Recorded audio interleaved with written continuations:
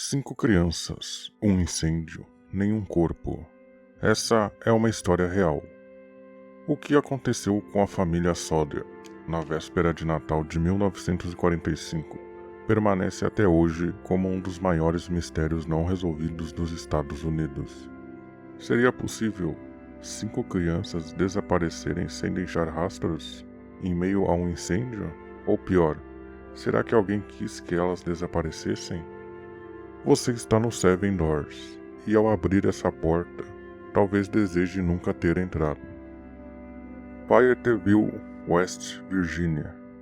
Era noite de 24 de dezembro de 1945. George e Jane Sodder estavam com 9 de seus 10 filhos em casa. Era uma noite comum, de alegria. Uma árvore de Natal decorava a sala. As crianças estavam animadas com os presentes. Por volta da 1 da manhã, Jenny acordou com o telefone tocando. Ela atendeu, mas do outro lado, uma voz feminina perguntou por algum desconhecido. Riu e desligou. Logo depois, Jenny notou que todas as luzes da casa ainda estavam acesas. As cortinas, que normalmente estavam fechadas, estavam abertas. Ela apagou as luzes, fechou as janelas e voltou a dormir. Pouco tempo depois, ela acordou novamente, mas dessa vez havia fumaça. Sua casa estava pegando fogo. Jane e George conseguiram escapar com 4 dos filhos, mas 5 continuavam lá dentro. Estranhamente, nenhum dos 5 foi encontrado. Pistas estranhas. Os bombeiros demoraram horas para chegar.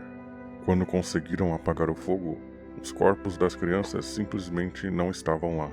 A polícia concluiu que os corpos foram consumidos pelas chamas, mas especialistas afirmam que, mesmo em incêndios intensos, algo sempre resta: ossos, dentes, qualquer coisa. Estranhamente, nenhum vestígio foi encontrado. Mas não para por aí. Na manhã seguinte, George percebeu que sua escada, que sempre ficava encostada na casa, havia sumido. Mais tarde, foi encontrada em um barranco a dezenas de metros. Seus 2 caminhões, que poderiam ser usados para resgatar os filhos, não ligavam, mesmo tendo funcionado perfeitamente no dia anterior. E ainda havia outro detalhe: alguém cortou os fios do telefone naquela noite. Testemunhas e a foto misteriosa. Sem respostas da polícia, George e Jane começaram sua própria investigação, e então os relatos começaram a surgir.